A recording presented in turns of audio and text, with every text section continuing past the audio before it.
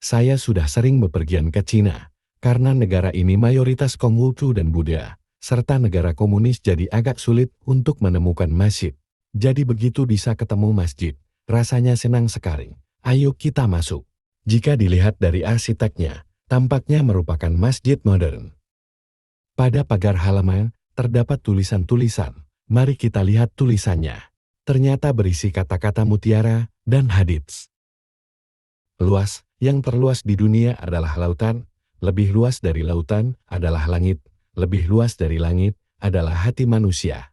Makanan bagi jiwa, iman adalah makanan dan cahaya jiwa kita. Iman akan menyelamatkan umat manusia dari kesepian dan kehampaan. Oh, ini ada namanya, guys. Namanya Masjid Pelabuhan King Huang Tao. King Huang Tao Masjid Pelabuhan. Didirikan tahun 1987 tuh. Pojok kanan bawah tuh tahunnya 1987. Nampang sedikit tahan, buat jejak digital sudah pernah ke sini. Selain di bagian luar, bagian dalam pagar juga diberi tulisan hadits dan kata mutiara. Di halaman luar masjid juga dipasang semacam papan pengumuman, ada 3 papan, namun saya tertarik dengan yang tengah. Melanjutkan kebudayaan bangsa yang unggul. Pengantar singkat tentang perwakilan luar biasa dari kebangsaan etnis Hui. Perwakilan luar biasa dari kebangsaan Hui. Pengenalan tokoh-tokoh representatif. Dalam sejarah panjang bangsa Tiongkok, tak terhitung banyaknya umat Islam terkemuka orang Hui yang bermunculan. Pahlawanmu Hui yang telah memberikan kontribusi luar biasa terhadap reunifikasi, pembangunan, dan pengembangan tanah air. Kontribusi mereka yang luar biasa. Tindakan heroik mereka sangat menggugah dan akan diabadikan dalam sejarah dan kebajikan mereka. Sentimen nasional dan tradisi nasional, baik yang diwakilinya, layak untuk diwariskan dan diteruskan dari generasi ke generasi.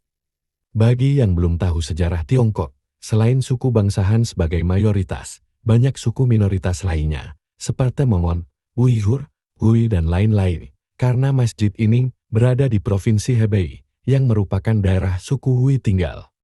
Jadi tidak mengherankan jika yang diangkat adalah tokoh atau pahlawan yang berasal dari etnis Hui. Dan etnis Hui ini mayoritas Muslim. Mengenai tokoh-tokoh atau pahlawan yang disebutkan di sini akan kita buatkan dalam konten tersendiri saja ya lur. Di sini hanya kita sebutkan sekilas saja. Tokoh pertama adalah nenek moyang bangsa Hui, yaitu Saidianci Sansidin Umar tahun 1211 sampai tahun 1279, berasal dari Bukhara Uzbekistan, bersama kakek dan ayahnya membantu Genghis Han hingga Kubilai Han menyatukan Tiongkok membentuk dinasti Yuan. Ditunjuk oleh Kubilai Han menjadi gubernur di Yunnan yang membawa kemakmuran, keamanan, dan persatuan untuk rakyatnya, sehingga saat meninggal rakyat menangisinya di jalan-jalan. Pada masa akhir dinasti Yuan dan awal dinasti Ming, banyak keturunan keluarga Sansiding menggunakan nama keluarga Ma, Na Sai, Sa, Hao dan Su. Jenderal gagah berani yang selalu memenangkan kampanye militernya, yang paling fenomena adalah merebut Beijing dan mengalahkan kaisar terakhir dinasti Yuan, Kaisar Shun, kembali ke Herin Mongolia. Dia dan para jenderal Zhu Feng menaklukkan wilayah di Anhui, Jiangsu, Zhejiang, Jiangxi dan tempat-tempat lain di akhir dinasti Yuan tahun 1357 sampai tahun 1360. Memimpin ekspedisi laut ke barat hingga Afrika dengan armada terbesar di zamannya, terdiri dari 208 kapal dengan 27.800 awak. Ekspedisinya lebih cenderung ekspedisi kebudayaan dan perdagangan daripada ekspedisi militer. Ekspedisi militer ditujukan kepada bajak laut. Di Indonesia sendiri beberapa kota pernah disinggahi, bahkan meninggalkan panglimanya untuk tinggal di tempat yang sudah ada komunitas bangsa Cina. Seperti Semarang. Masih di zaman dinasti Ming, ada pejabat bersih Hairui yang dikenal sebagai pejabat bersih, berani memprotes kebijakan raja yang asal-asalan. Jika kita mendapati nama keluarga Ma artinya Muhammad, kemungkinan besar Muslim. Jenderal Ma Gui dikenal kehebatannya terutama melawan pemberontakan di daerah perbatasan seperti melawan Mongol di Ningxia, membantu Korea melawan invasi Jepang, menjaga Liaodong melawan invasi Jepang. Ding Fayang seorang seniman bela diri. Perawakannya yang pendek tegap seperti Iron Man, sehingga dijuluki prajurit tegap yang kuat. Hidup di awal dinasti Qin, kemampuan bela dirinya digunakan untuk melawan pendekar yang sewenang-wenang. termasuk melawan 2 pendekar kiriman Tsar Rusia untuk mempermalukan Kaisar Kangxi. Jika dalam 100 hari, tidak ada pendekar Tiongkok yang mampu mengalahkan 2 pendekar Rusia tersebut, maka Kaisar harus menghormati kepada Tsar Rusia. 80 hari banyak pendekar Tiongkok bertumbangan. Akhirnya Ding Fayang menjawab tantangannya dan berhasil mengalahkan 2 pendekar Rusia. Kaisar Kangxi sangat senang dan menghadiahi Ding Fayang dengan 6 bendera naga dan 1 plakat naga tersenyum. Wu Xiong merupakan seniman bela diri pada zaman dinasti Qing. Seni bela dirinya unik. Sendirian dia mampu mengalahkan kuil Shaolin dengan ilmu tombaknya sebanyak 3 kali, sehingga mendapat julukan Dewa Tombak. Pada tahun 1736, Kaisar Sun Qin Wang Yunqi memanggil Wu Xiong ke Beijing untuk kompetisi seni bela diri dan memuja Wu Xiong sebagai gurunya menamakan seluruh teknik tinju Bajikuan. Aliran tinju Bajikuan ini kelak disebut juga aliran pengawang karena dipakai sebagai bela diri wajib para pengawal Kaisar Pui, Kaisar terakhir Tiongkok, Mao Zedong RRC, hingga Chiang Kai-shek Taiwan. Pada usia 63 tahun, Wu Xiong pulang kampung dan mengajarkan ilmu bela dirinya. Karena murid pertamanya dari suku Hui, sehingga disebut juga Hui Bajikuan. Sheng Guohon, seorang pahlawan yang mati demi negaranya. Sheng Guohon dikenal semangat patriotismenya dalam Perang Candu, mempertahankan kota Dingai hanya dengan 4.000 pasukan, melawan 20.000 tentara Inggris, walaupun berhasil membunuh ribuan musuh. Namun, karena kalah jumlah akhirnya tewas juga. Namun semangatnya masih dikenang. Xia Chunyuan. Tahun 1858. Benteng Dagu yang berlumuran darat. Pahlawan yang mempertahankan benteng Dagu dari serbuan diplomasi kapal perang Inggris dan Perancis sampai titik darah penghabisan. Zhuo Baogui tahun 1837 sampai tahun 1894, seorang pahlawan yang gugur di medan perang melawan Jepang dan membantu Korea. Duan Xiu tahun 1823 sampai tahun 1872, pemimpin pemberontakan petani yang luar biasa. Kaisar Qin yang korup dan tidak kompeten, memprovokasi permusuhan antar etnis Han Hui dengan membakar masjid dan membantai ribuan suku Hui, membuat Duan Xiu memberontak, bahkan mendapat dukungan suku Han, mampu memimpin pemberontakan selama 18 tahun, lebih memilih mati daripada ditangkap. Sarjana Timur Haisifu tahun 1832 sampai tahun 1920, mempelajari budaya Islam sejak kecil dan akrab dengan kitab suci. Ia menjadi seorang jenius saat muda dan memiliki pencapaian besar di bidang astronomi, geografi, matematika, filsafat, dan kedokteran Jingdun selama bertahun-tahun berdakwah. Ia melatih sejumlah besar ulama dan menerjemahkan banyak kitab suci Islam seperti Al-Quran. Penerjemah klasik Islam berbahasa Arab yang terkenal, Wan Jinhai pernah menjadi muridnya. Malingi tahun 1864 sampai tahun 1938, seorang pendidik yang patriotik dan menjunjung tinggi pendidikan. Bekerja sama dengan Sun Yat-sen untuk mendirikan Republik Tiongkok dan menjabat sebagai Kepala Penasihat Kementerian Pendidikan. Dia mendukung gagasan Dr. Sun Yat-sen tentang Republik 5 kelompok etnis dan bekerja keras untuk mempromosikan integrasi dan pertukaran budaya di antara semua kelompok etnis di negara tersebut. Dia membuka lebih dari 100 sekolah muslim di seluruh negeri. Raja Seribu Emas yang kuat Wang Ziping tahun 1881 sampai tahun 1973. Seorang ahli bela diri yang mempunyai kekuatan luar biasa, dengan satu tangan mampu mengangkat kunci batu seberat 60 kg. Pada tahun 1918, ia mengalahkan orang kuat Rusia Kanter. Pada tahun 1919 ia mengalahkan pegulat terkenal Amerika Alamein, dan pada tahun 1921 ia mengalahkan Sullivan Amerika, George dan Peter dari Inggris, Delight, di ring Shanghai, selama perang anti-Jepang. Dia mengajar seni bela diri di Angkatan Darat Barat Laut dan membimbing tim ilmu pedang. Liu Qingyang tahun 1897 sampai tahun 1977. Pelopor gerakan pembebasan perempuan. Duo Longzhen tahun 1894 sampai tahun 1931, seorang revolusioner perempuan yang tabah dan pantang menyerah. Revolusioner proletar Liu Geping tahun 1904 sampai tahun 1992.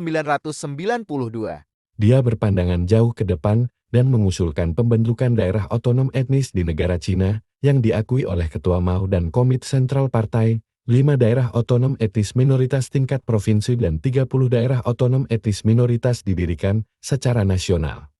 Prefektur otonom tingkat prefektur dan 124 kabupaten otonom telah memberikan kontribusi penting bagi persatuan etnis, stabilitas sosial, dan pembangunan ekonomi di negara Cina. Liu Shenhuan, yang memiliki eksploitasi militer yang luar biasa.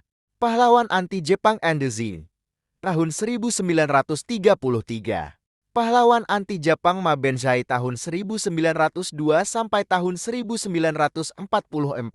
Ma Jian, seorang sarjana Hui yang terkenal tahun 1906 sampai tahun 1978. Al-Quran berbahasa Mandarin yang saat ini populer di dunia Arab, merupakan terjemahan Profesor Ma Jian. Sekarang kita kembali ke plakat bagian dalam pagar. Irin, Nabi SAW bersabda, hanya ada 2 jenis manusia yang patut dicemburuimu, orang yang sejenis adalah harta yang diberikan Tuhan kepadanya, dan dia menafkahkannya semata-mata untuk kebenaran. Orang yang baik adalah ilmu yang diberikan kepadanya oleh Tuhan. Dan dia menggunakannya untuk membedakan yang benar dari yang salah dan mengajar orang lain. Tentang kecemburuan, Nabi SAW bersabda, hendaklah kamu menjauhi rasa iri hati, karena rasa iri memakan sebagian amal saleh, seperti api memakan kayu kering. Doa dan amal soleh, mengamalkan standar dasar sekte, tidak hanya memenuhi kewajiban 66 salat diri sendiri, tetapi juga segala perbuatan baik yang bermanfaat bagi masyarakat dan umat manusia sangat diperlukan. Islam adalah agama yang murni dan suci, yang menganjurkan ilmu pengetahuan dan akal budi, menantang tahayul dan peran, menganjurkan perdamaian, persaudaraan, dan menyerukan kesetaraan bagi seluruh umat manusia, perempuan, dan mendukung demokrasi dan menantang kediktatoran. Sekitar masjid ini juga mempunyai kubah ya, mungkin beberapa tuh pemiliknya muslim juga, atau arsiteknya muslim, nggak tahu. Ini belakang masjid ya guys.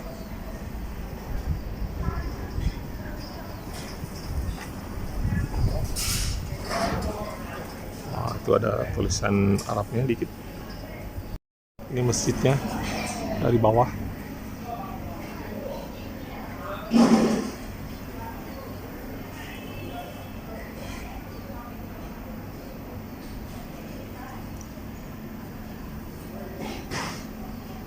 Ruang wudhunya ya, kita mau tahu kayak apa di dalamnya, coba kita masuk. Sama ya, kita mesti lepas sepatu.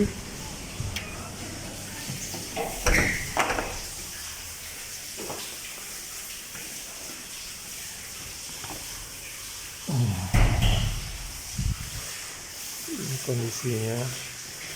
Wah, dia duduk, ada toiletnya.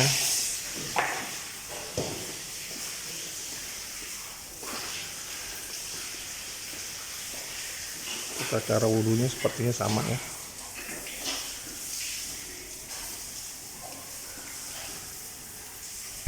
Tempat buang air kecil berbeda dengan tempat buang air besar, dirancang sesuai syariat agar jongkok, kotak berisi genangan, agar tidak nyiprat kemana-mana, dengan selang cebok yang cukup panjang, menjamin kebersihan.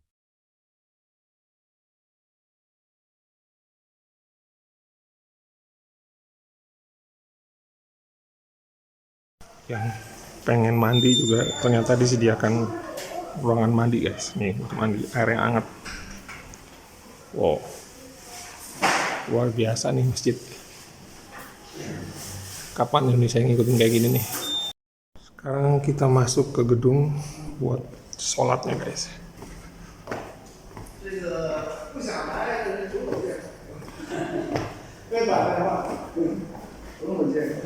Oh, ini jam waktu sholatnya.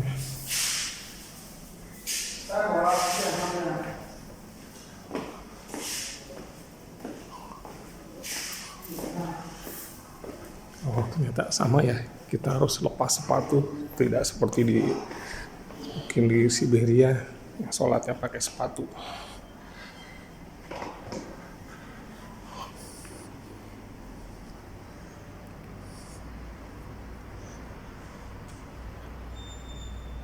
Masih 20 menit menuju waktu sholat.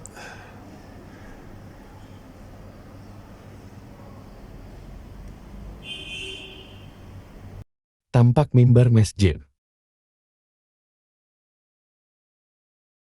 Pada dinding samping, terdapat beberapa kaligrafi. Ada yang tahu itu surah apa?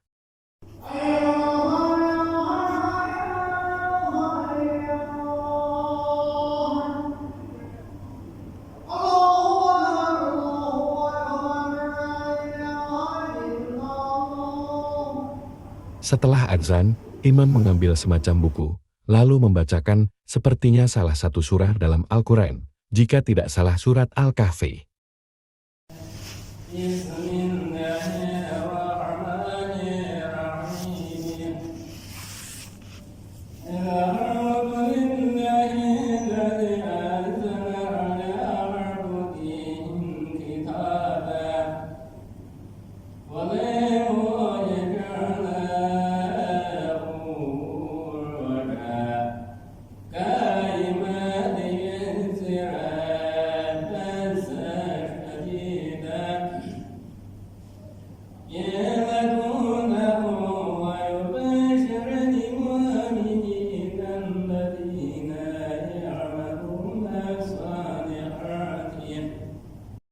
Selesai membaca surat Kahfi sekitar 23 menit, bacaan surat Kahfi juga tidak sampai ayat terakhir. Ketika jamaah sudah mulai banyak, imam ceramah, kira-kira intronya seperti ini.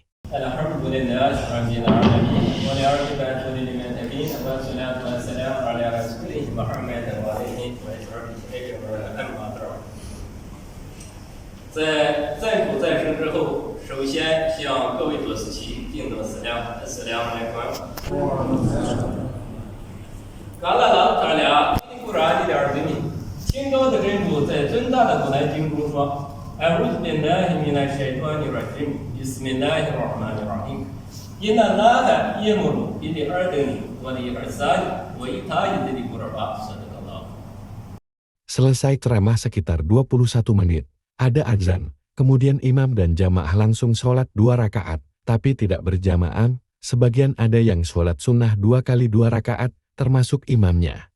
Kalau diperhatikan lebih teliti, warga asli sholat masih pakai kaos kaki, sedangkan warga asing seperti dari India, Indo, sebagian Arab dan Afrika, lepas kaos kaki. Selesai sholat sunnah, imam naik ke mimbar untuk khotbah Jumat, jadi kira-kira jam 14 waktu setempat, atau jam 13 WIB.